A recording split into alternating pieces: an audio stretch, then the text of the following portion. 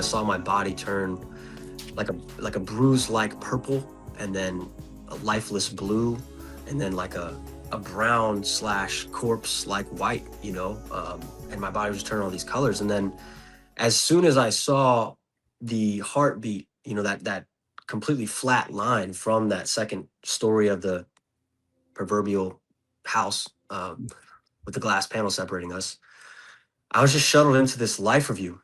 And I mean, for those watching who might not know what a life review is, it's like this 360-degree, or at least mine was, this 360-degree panoramic screen. It's very hard to describe, but it's like a movie of your life is playing. But what I don't know how other people's life reviews go, but for my life review was, it was not just, I wasn't just watching this movie of my life, I was also in it. And I was also kind of experiencing this life review from other people's perspectives as well.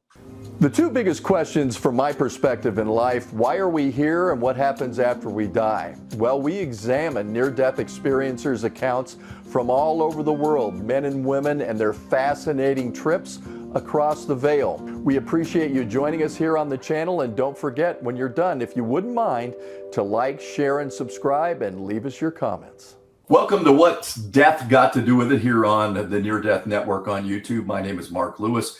We started this channel for a couple of different reasons. I have a fascination with the near-death experience and all that it involves, and the stories that are regaled by these individual experiencers, clinicians, and academicians who are now verifying these pioneers of consciousness accounts. And really, to kind of, our goal is to redefine death. It's not a final step, but just an extension of consciousness that we can all not fear based on the body of work of people. My guest today is Bubba Herrick, who joins us from Florida, I believe. Is that correct, Bubba? Yeah, Florida. Where are you, Sarasota? Or I'm in Tampa right now. Yes, sir. Tampa. Well, believe it or not, 150 years ago, I worked in Fort Myers at WBBH television early in my sportscasting career, and went up to Tampa on many occasions because that's when the Tampa Bay Bandits were actually playing in the USFL. Oh, probably gosh. Something that you've never even heard of, but No. That's neither here nor there. We both have a background in sports, and we were introduced by Jeff Jansen, who is also in the sports genre, but also very much a great author in the near-death experience realm. First, before we get into your actual experience, give us some background about how you grew up, what your family life was like, because in your book, which we'll talk about later, you chronicle that, and that kind of sets the stage for a lot of what you go through in your near-death experience. Yeah. So first of all, Mark, thanks for having me on here and just chatting with you. I've really been looking forward to this. Yeah, my family life was, I grew up pretty rough. I mean, my parents had a pretty volatile relationship. It was hostile in our house. I was a little brother, 4 years younger than my older brother. And our dad was very, very hard on us. He grew up rough himself. He grew up the eldest brother of three girls. And yeah, he just got beat a lot. He got screamed at. He got demoralized in many ways. So that's kind of how I grew up, because he didn't know any different. And yeah, I mean, he was also an adulterer. He cheated on my mom when I was 8 years old, which left my brother and I and my mother in a low-income housing apartment complex with, no money. We were on food stamps, welfare, you name it. We were probably on it, and that led my mom to becoming an alcoholic. She was left after 10 years of marriage with my father. We were left in a foreclosing house before we got to those low-income housing apartments. So everything was rough, and it was hostile, and it was just a chaotic household to grow up in. And I was just a very reserved kid, because I didn't know how to deal with any of that. So I guess all of that kind of sets up my near-death experience, which I guess we'll get into. But yeah, I grew up pretty rough, very poor, and just emotionally introverted, and I didn't want anything to do with the outside world. I just wanted to stay in my own little world. And your world, fortunately for you, included sports, and you became an avid baseball fan, as I was when I was growing up. Sports was a great um, kind of a pastime for us to pass the time as kids growing up. Going down, we would play home run derby at the school, and if you hit it above the water fountain, it's a home run. If you hit it below, it's only a double. Stuff like that, just to utilize the imagination and use the game itself as kind of a structure within a structure for having fun. Was that kind of the way that you guys handled it as well? Yeah, and you know, it gave me an outlet away from the family. It gave me an outlet away from my house, and it was just what I wanted to do all the time. I loved playing sports. I loved the process around baseball. I loved throwing. I loved hitting. I loved being around my friends all the time, and I loved learning about the game. And I just, you know, from a young age, I just knew that baseball taught me a lot about life. And I also was blessed enough to have really, really good coaches, which without those coaches, I wouldn't have, none of that would have been possible too. So you really distinguish yourself in your pitching. And of course, as a pitcher, you need to be sound physically. And then you have an injury that happens at the junior college level initially, or was it at D1? Was it before? Was you when you got to the Division Yeah. One baseball? So it was my freshman year in Division One. Yes, sir. And so take us through that. Did you hear it pop, or was it something that happened over time? Yeah, so I had I was a catcher my entire baseball career until my senior year of high school, and I switched to becoming a pitcher. So I had hopped on the mound as a kid as a pitcher, but I didn't really know how to pitch. I was never taught how to pitch because I was a catcher. So, anyways, my senior year of high school, I ended up switching to a full-time pitcher, and that workload was tough for me to handle and my body because I'd never trained as a pitcher. You know what I mean? I'd never thrown, I think I threw like 52 innings my Yeah, my you didn't senior have the year. reps. No, and my body just couldn't handle the force that I was asking it to put out, you know? So when I got to college, I went in with it's called a slap tear. It's like a labrum tear in your shoulder. And I rehabbed it over summer, but I also still felt that pain. It was kind of like this nagging shoulder pain. So yeah, and throughout my freshman fall, that pain kind of spread into my elbow a little bit because my elbow had to compensate for the weakness in my shoulder. So yeah, as I went out there one day, we are getting ready to go play the Florida State Seminoles, and I'm learning how to pitch at this point. I don't know how to throw anything but a fastball because I just started pitching, you know. So I'm learning how to throw this slider, and I don't know if I was throwing it wrong or what. And my elbow had kind of been like lingering, just this weird lingering pain all fall. And I ripped this slider, and I didn't hear the pop, but I felt it. And I had like this shock sensation from the back of my ear down through my arm and into, it was my ulnar nerve down into my pinky and ring finger, and I knew right away, I knew that I needed Tommy John surgery, but I was a stubborn kid. So I shook it off and got back on the mound and tried to keep throwing. And then I felt another pop. And then when I felt that second pop, I couldn't move my arm, and I knew right away. I was like, man, this is going to change my life, but I just don't know how. And you didn't know how it would change your life so Right. dramatically. But, and just for people who don't know, Tommy John was an excellent pitcher back when I was growing up in the 70s, late 60s and early 70s, who had that arm injury. And I think it was Robert Kurlan initiated surgery in LA. And because it was so successful and it looked like it was going to be so devastating, they just named it the Tommy John surgery. And that's what you had. So now let's Right. take you up. Now we go into the hospital. You're going to have surgery. You filled out all the Mhm. paperwork. You didn't think anything about saying if you're allergic to any drugs because you didn't have any recollection of that ever happening. And then what happens when you get in the operating room?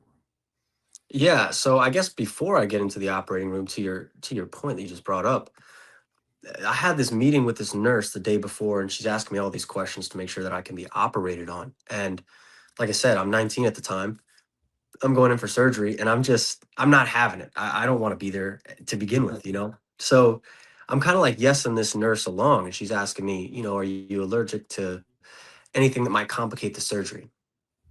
But she started with, the basic questions. Do you take medications? just the checklist that they have to ask you before getting surgery. And then when she finally got to the last question, which was, are you allergic to anything that might complicate the surgery? I paused and I was like, wait, what did you ask me? I just feel like I just had this weird sensation in my solar plexus that I needed to know the answer to that question and I didn't. And I was just concerned about that.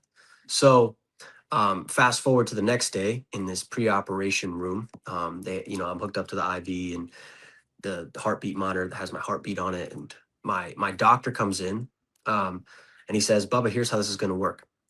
We're going to put the anesthesia through your IV. When we do that, we're going to wheel you from where we are now to the operating room, which was on the same floor. It wasn't very far. And then he says, by the time you get to the operating room, you're going to be unconscious and under the anesthesia. So he assured me that I would be under the anesthesia by the time we got to the operating room. And that was my impression, and I never had surgery before, so I didn't exactly know how any of this worked. So when he administered the anesthesia through my IV, I was just kind of like laying on the table that I was on and feeling and listening to what was happening around me. And then we got to the operating room and I was still awake. But I figured, okay, they've done this, thousands of times by now. This is probably just a part of the process. Maybe it just hasn't hit me yet. Um, and then they continue to put me onto the operating table, and I'm still fully conscious. I'm like kind of like in and out of consciousness at this point, and I still feel and hear everything that's happening, and I'm starting to grow concerned at this point, because I'm like, well, I'm still awake, and I really just I hope I don't feel this, I hope Yeah. that I don't feel this, that was my main concern. um and I hear the team of doctors around me confirm, that they're ready to operate on me. And I'm growing more worried and my breath starts to speed up. And I'm like, holy crap, this is not good. Um, and then the energy in the room just shifted. And it was in that moment, that I knew something was happening. So something was happening, as in, is that when you coded? Right. Yes, sir. Yeah. So you flatline, and then you, like many other experiencers, are above your body and witnessing what's going on. And then take us through the stages of the NDE and your acknowledgement of the body being there, and then you're not in the body. Yeah. Yeah. So the first the first thing that happened after my heart stopped was it felt like I was on the second floor of a house, and there was this glass panel separating the second floor from the first floor. And on the first floor was me on the operating table, and I was like just watching from this second floor. And I saw my body turn like a bruise like purple, and then a lifeless blue, and then like a brown slash corpse like white, and my body was turning all these colors. And then as soon as I saw the heartbeat, that completely flat line from that second story of the proverbial house, with the glass panel separating us, I was just shuttled into this life review. And I mean, for those watching who might not know what a life review is, it's like this 360-degree, or at least mine was this 360-degree panoramic screen. It's very hard to describe, but it's like a movie of your life is playing. But what I don't know how other people's life reviews go, but for my life review was, it was not just, I wasn't just watching this movie of my life. I was also in it. And I was also kind of experiencing this life review from other people's perspectives as well, which So I it's guess. visceral, and you can feel Right. their visceral reactions. And before you continue, I think it's important for people, for context, because I'm sure you'll tell more about Mike as we go on. But Sure. your mother started dating a gentleman who really embraced you and your brother for who you were. You Yeah. guys became very close, and then tragically he passed. Yes. But when you went into your life review, and when you started to go to the other side, when you were there, tell us about the encounter you had with Mike. Yeah. So after my life review, or I guess during my life review, there was a specific memory that flashed before my eyes, which was this basketball game that I had with Mike. Mike was my stepdad, like you said, and I grew up with my father being, I was just afraid of my father, didn't have a fantastic relationship with him. He just was a very uh, disciplinary, and you're going to fear me. I'm in charge. I'm powerful. So when Mike came into the picture, he was, like you said, he was the opposite. He was very nurturing, and he was a teacher, and he just loved us for who we were. So there was this one time when I was 12 years old where we were at my aunt's house, and Mike grew up playing basketball. I only played baseball and football. I didn't know anything about basketball. And I would always just like pepper him with questions. Like, I want to learn about this game. And eventually one day, this specific day, I gained up the courage to challenge him to a one-on-one basketball game. And it was so much fun. And he ended up winning the game. But fast forward to my life review, I had this exact moment happen in my life review. And then while I'm in my near-death experience, following my life review, and there was a bunch of stuff that happened kind of in between the life review and my encounter with Mike.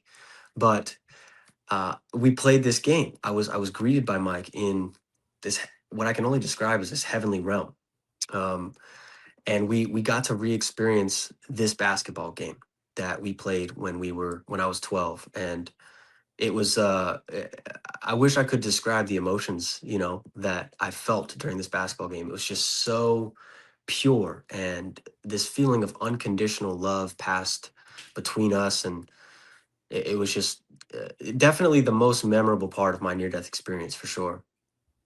Well, and you have so much, and I encourage people to get your book and read it because it's a page turner.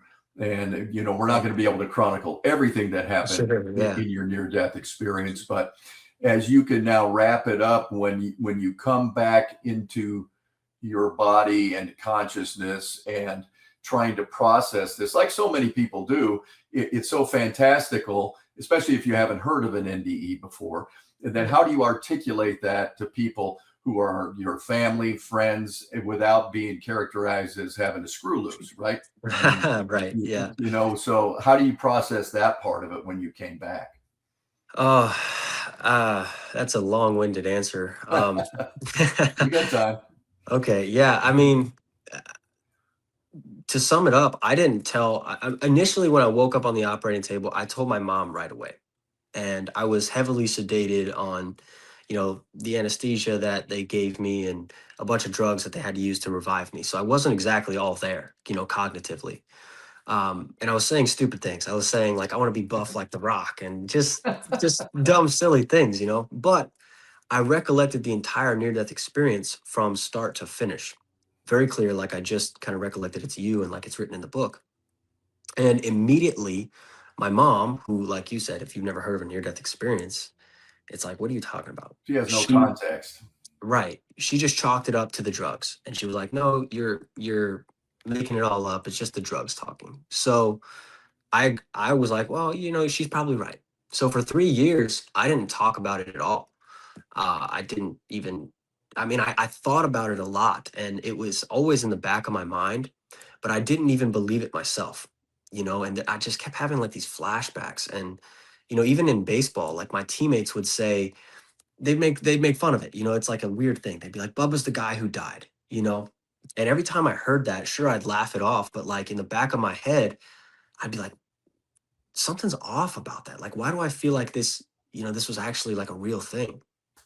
Um, so to answer your question, I guess in a shorter form, is it the I, processing it was and still is a very, very difficult thing for me, because it really caused me to answer difficult questions about myself that I didn't want to ask myself, unless, like, if that near death experience were true, and obviously it is, but in my head at the time, if I accepted that to be my reality, then everything about me and my life would have to change. And, at 19 and in my young 20s, I just wasn't ready to admit that to myself. So I just brushed it off for as long as I could.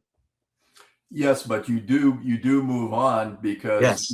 baseball, it seems to you drift away, you rehab, you get back in, you're not the same guy you were before. How you integrate that, because baseball was your life, really. I mean, in terms of where you thought your future would go, and it looked promising at one time, and now all of a sudden it's taken away from you. But fortunately, your best friend Dylan was really a great sounding board, because he's saying, Bubba, you got to come to terms with this. And Yeah. tell us about that night on the porch when you guys sat and talked, and he kind of changed the trajectory of the way that you were going to process this. Yeah, yeah. It even gets me emotional. You just asking that question, Mark. I mean, that was such a pivotal point for me. So yeah, we're sitting on the porch. By this point, I was in junior college, which is, a step below Division 1. And my plan was to go to a junior college and then bounce back to a Division 1, like most kind of athletes do. And Dylan was my best friend since I was 9 years old, and he was on my team at that time. So we played together in little league, high school, and now we're playing together in college. So we already had a really good relationship. And we're sitting on the porch at my mom's house. It's a rural area, so it's just like you want to talk about deeper things. So we were talking back and forth. His mom passed away when we were 15. So he started by sharing, kind of how he felt about that. And then there was something he asked me about conscious. We just started drifting into deeper conversations. And he asked me about, we were talking about consciousness. And he was like, what do you think happens when we die? And it was like the universe just threw an alley oop for me to finally talk about this experience. Gave you an And opening. Yeah. right. So I did. And I shared the whole thing, like I just shared it with you, like it's written in the book. And at the end of my sharing, he pretty much told me, hey, man, you got a second chance at life. And I'm not going to let you waste that. Like you need to deal with this and you need to face it. And no matter what it takes, you have to become ready to die. It's basically what he said, because that was what Mike, said to me on the other side was the next time you die, you need to be ready for it. So yeah, that I mean, there's more to that story, obviously, but that's the general overview of that was the turning point of my integration for sure. Right. And so that now gives you the courage and the impetus to basically pick up and leave. We're going to fast forward a little bit. Sure. Leave Florida with your girlfriend at the time to Yeah. go to Meeker, Colorado, which is about that big, right? Yeah. Yeah. So you guys, you go through, trying to reshape and reintegrate your life, and you in the book, and I believe Mike was telling you it's going to be very difficult, and you're going to meet with a lot of resistance, and you're going to be beaten down on more than one occasion, but you just got to persevere.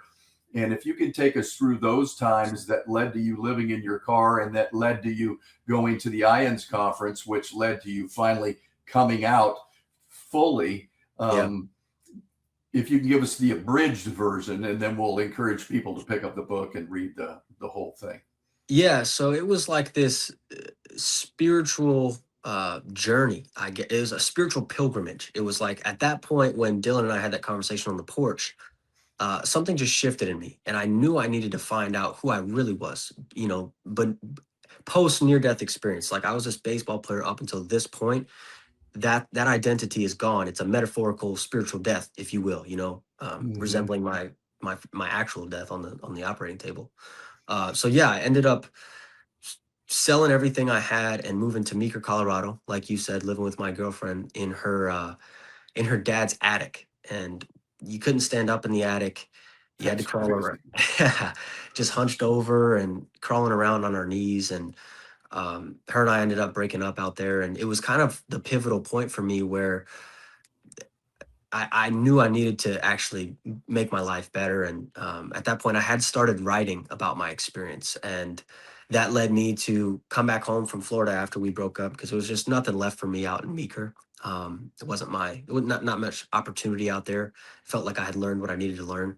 Uh, and then I came back to Florida and I came across these interviews of near death experiences. I saw Dr. Jeffrey Long one day after work in Florida on a near death on a Theo Vaughn. That was who he was talking to, and I was like, wait a minute, I gotta meet these people, you know. So I called Dylan and I was like, hey man, there's so many other people who've had this experience, and he's like, well, you got to meet them because you need to heal and you need to find peace with this experience. But at that time, I was super broke and I could barely even afford rent as it was. So I was like, I can't even go to this conference. I can't meet these people.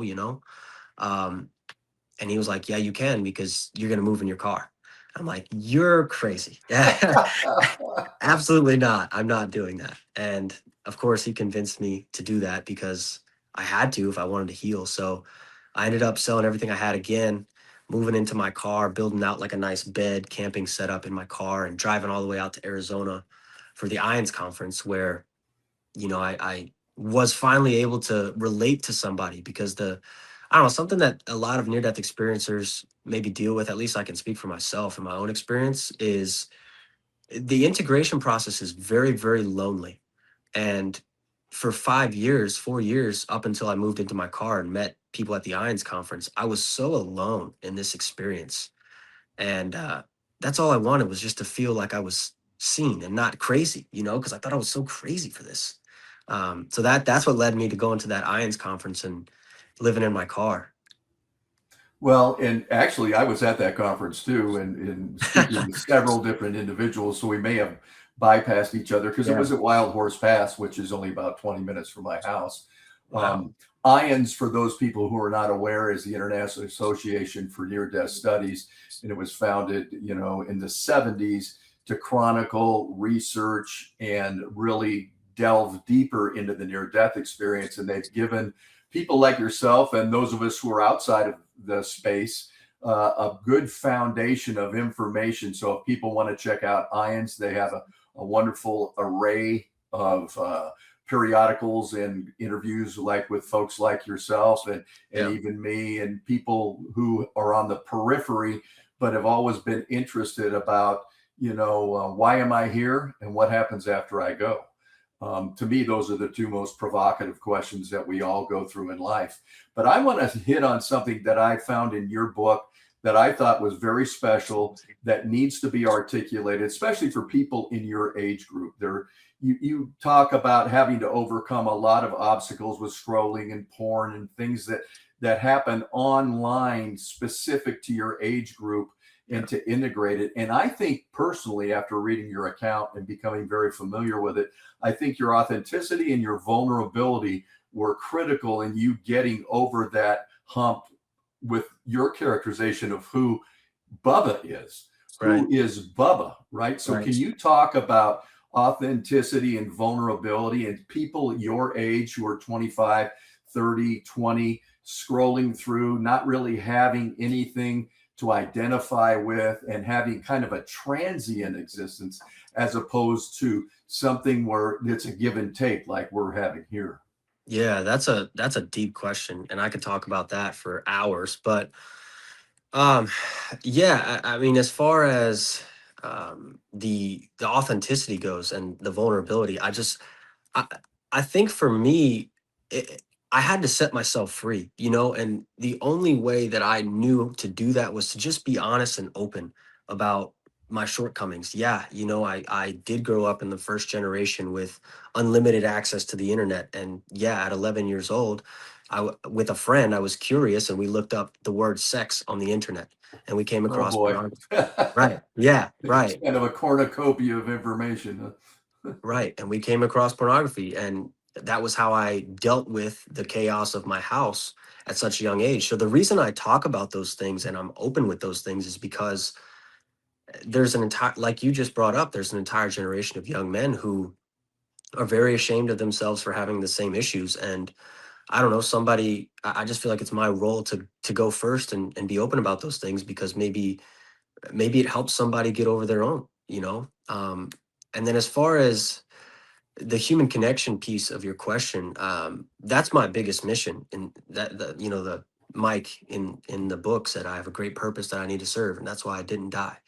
And it truthfully to me feels like my role now is to help this younger generation, my generation and the generations behind us, to connect on a human level, because I really do feel like it's very important societally. And I do worry that human connection, it is fading away in some sense. And I just feel like I need to do something about that. So that's why I was so open in the book. And that's why I'm going to be open moving forward, is just because I just feel like I just want to be relatable and human. And I just feel like so many people are dealing exactly with what I've dealt with and what I've been through. And if it can help, I feel compelled to share. Well, and I think we go back to Dylan, because Dylan he's your no BS guy. So he knows when you're Yeah. bullshitting him. So when he says, you go back to him and tell him, I can't be captain. These guys aren't even listening to me. They think I'm full of shit. And Dylan says, you are full of shit. Right. You're not living who you are. You're not Right. authentic. You're not the guy I know. If you're Right. the guy I know, then you're going to resonate with these people. So you were courageous enough to adopt that attitude. And then Mhm. all of a sudden, now these guys are flocking to you. They want your counsel, they want your wisdom. But that again, I think, gets back to authenticity and vulnerability. Well, be willing to put yourself off that pedestal and say, hey, listen, man, I go through the same stuff, Right. and it's overwhelming. If I can ever help you and assist you in getting through this, something that benign can Right. be so important in a young man's life. Yeah, and I mean, there's so much I could say on that too, but like you said, I feel like I was so what you're talking about specifically was when I was playing baseball and I was trying to self-appoint myself as a leader. And I've always been like a leader in some sense, like a natural leader. I think people kind of have gravitated towards me on my teams growing up, but I was just obnoxious about it when I was playing baseball. And like you said, Dylan knew a different version of me. He knew Bubba. He didn't know this whatever else I was This as a drill base. sergeant. Right, right. So it was funny. Like I would try to tell guys what to do. I'd say, "Hey, man, like you need to run more sprints and you need to work harder," and they would do exactly the opposite, almost equivalent to like throwing paper airplanes at a substitute teacher. Just like mocking me. And then, as soon as I started being real and actually caring about the human being that was my teammate, um, every time I'd hold them accountable, they'd understand because they knew that my heart was pure. They knew that my intentions were pure. They trusted me. So I feel like going back to your previous question about just my mission and the younger generations and technology, I just feel like uh, we gravitate towards authentic leadership. And are you a human being that I can relate to? Then I can trust you. But if you're not, then I'm not going to listen to you. Yeah, no, I agree 100%. And I think, I mean, I can speak from my own perspective, having been a sportscaster for, almost 40 years and being in a very linear profession and then coming out as a metaphysician, which I've always been ever since I was a kid. Mm, I'm sure a lot of people went, what the hell is he doing? But I don't care anymore, because my mission, like yours, is to do through these types of interviews and I thought authentic and vulnerable look at death as how it affects life, because you guys are the pioneers of consciousness. When somebody lived on the eastern seaboard in the 1800s, and then the first people went to the west coast and reported back, hey, listen, it's really nice out here, you guys should come. We didn't have perspective on that until they actually sampled it. So you guys, mm, as a body, men, women, children, who have had these experiences, clinicians who are courageous enough to examine death as not a finite condition, and then academicians that are willing to write books and talk about it. We can then redefine this, and so people lose fear about it and don't have to mhm. go what we all went through. And hopefully we can level the playing field, using a metaphor from sports, and create an atmosphere for everyone to feel safe, and feel safe in being vulnerable, and Mhm. feel safe in being authentic. And that doesn't mean MFing somebody. That Right. you can still upbraid somebody if you think they're being out of line, but you can tell them, hey, listen, I just don't really subscribe to that. That's your belief, and you're welcome to have it. But it's been my experience that life is ongoing, and that oftentimes, like in these life reviews, like you had said, the most benign act is the one that makes the biggest impact. Me saying hi to a woman in a store, and her husband had just died of terminal cancer, and she was woeful and depressed and didn't Mm, know she wanted to continue to live. But a simple gesture to acknowledge her humanity, because it's the right thing to do, turned her day around. And then it can ripple out, like our buddy Jeff Jansen's book says, yeah. the ripple effect. And I think what you're doing is now you've taken that leap of courageous faith. Tell folks what you're doing now, because I'm really interested in hearing about the flow and how it relates to better performance in the athletic endeavor? Yeah. So I appreciate you sharing all that perspective that you just shared. I think that's super valuable, first of all. Thank you. Yeah. So what I do now is to sum it up very simply, I help Generation Z athletes enter flow state on a consistent basis. Basically, what that means is achieve the highest form of consciousness that they can achieve while they're performing on a consistent basis. Just a peak performance coach, if you will. And I truly believe that what I found in my near death experience, rather, I guess, kind of let me backtrack and talk about what started this interest of flow state for me. Um, During my near death experience, I felt like I was in flow state, to sum it up. And then when I came back from my near death experience, I would write and I would journal and I would enter flow state doing that. And I'm like, why does this feel so familiar? Now define flow state. So flow state is when action and awareness merge. It's this uh, to be very simple with it, it's the present moment. It's the eternal now. It is pure consciousness, pure awareness. And when you're in Eckhart flow, Tolle. Eckhart Tolle, exactly. Yeah. Yeah. And when you're in flow state, there's like this paradox of control. It's like you have to let go to enter flow state, but when you're in flow state, it feels like you're totally in control of what's happening. So it's a little bit hard to conceptualize. But going back to your question is what I do now, and then going back to your previous questions about the younger generations, I've noticed in my work, I'm the co-founder of a pitching facility down in Sarasota called Martin Pitching Performance, and we train pitchers.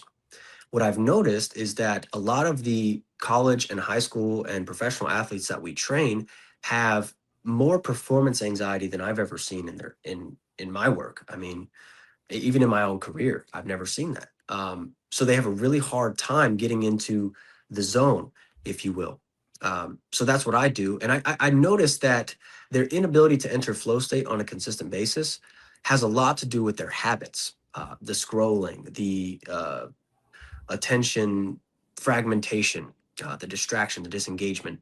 So really what I do is I help them enter flow state on the mound, but it starts off the field. So I help them structure their lives around flow state. And it seems to, I mean, up until this point, we've had guys get drafted, we've had guys commit to college, and it really seems to help their overall well-being as well, which is super fulfilling and incredible to see. Well, and as you and I both know, being in sports or attached to sports, only 1/2 of 1% of 1/4 of the athletes will ever get to D1 level, Right. let alone into the pros. But if you Right. can give them a foundation mentally to be able to know how to direct their consciousness, what a gift they can use for the rest of their lives, right? And they can model that behavior to their families and their friends. And then people were going to say, I want what you have. How did you get this? And then we can pass it on. I think that's what's incumbent upon all of us while we're here on this plane of existence, to take our talents to the best use and be able to give them freely to people so they can utilize them in their lives. Yeah, I mean, I love that. And for these athletes specifically, like you brought up, at some point the game's going to end for them, and it happened to me, and it happened way before I anticipated it happening to me. I wasn't prepared for it, so I really hope that my work and what I help them do with the flow state stuff is, like you said, it will help them achieve their highest potential way beyond the game of baseball. To me, it really has very little to do about peak performance on the field, because at some point that identity is going to be gone, and you know they're going to miss a sense of purpose, and they're going to miss a sense of fulfillment, and there's got to be another way for them to feel those things. And through flow state I found writing, and writing was that for me, and that's why I wrote my book, and that's why I speak and stuff, because it gives me that same feeling. And that's my hope for these athletes too, is that when the game is over, they will always have that foundation. Well, I look forward to your follow-up book because I think the flow state would be a great book. This Thank you. this book sets the table. It gives everybody, the benchmarks that you went through to get to where you were and how you earned your stripes. I mean, living out of your car, driving out here on faith, being able to interact with your peer group, which are other NDE experiencers. And so if I can play a part in that by enabling people to sample these podcasts, that had never heard of a near-death experience. You don't have to have a near-death experience to look at how you can be more enlightened in your daily life. And this is how we usually end every show.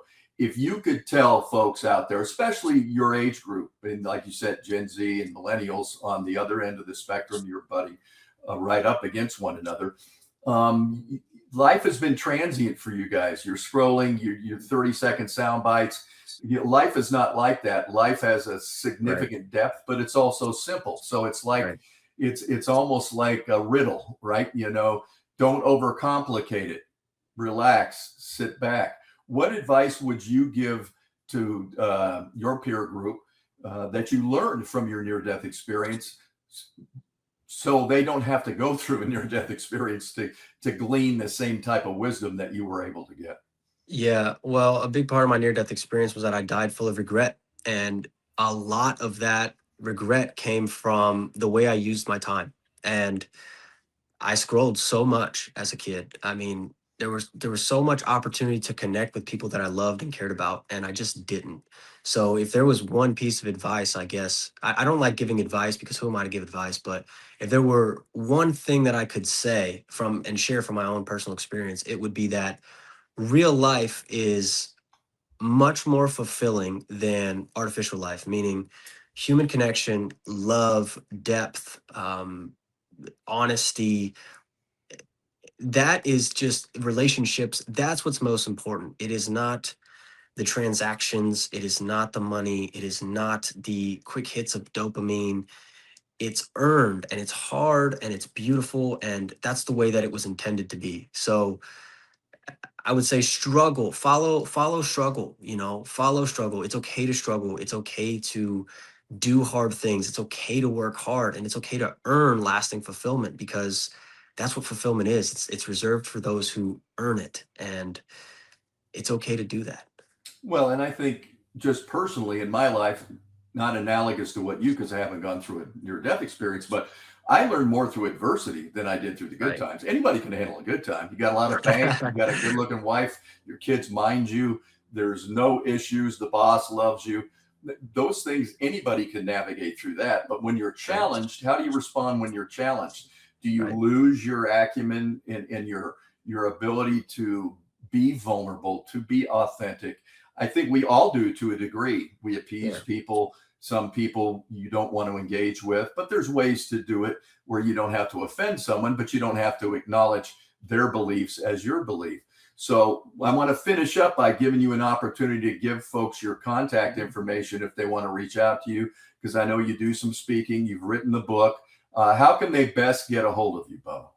Yeah. So my website is, you can just look up my name, bubbaherrick.com, and it'll have services on there. It'll have contact information on there. It'll have every kind of outlet that I serve with on there. And my Instagram, you can reach out at Bubba Herrick Author. You can reach out to me on LinkedIn, which is just my name, Bubba Herrick. Um, and YouTube, I think I'm on YouTube. I'm not exactly sure if I'm on YouTube or not, but Yeah, you're on YouTube, but I okay. saw you on YouTube too. So we're YouTube brothers as well. But Yeah. listen, I really appreciate you're taking the time. I've always looked forward to having this opportunity because I have daughters 32 and 30 years old, and I believe the future is with you guys. You'll be carrying the water for us long after we've transitioned into that beautiful place that you experienced with Mike. And we'll be watching you, because we're going to count on you to help usher in this next group into the flow state, as it were. Yeah. Well, Mark, I appreciate the work that you're doing. I think it's absolutely incredible. And I look forward to hopefully meeting you in person at the IONS conference and chatting there and just getting to know you a little bit more, because I really believe in what you're doing. And if there's any way that I can kind of spread it, please do let me know. I appreciate it, Bubba. You have a great day, and stay in the flow, bro. Yeah. Thanks, Mark. You too.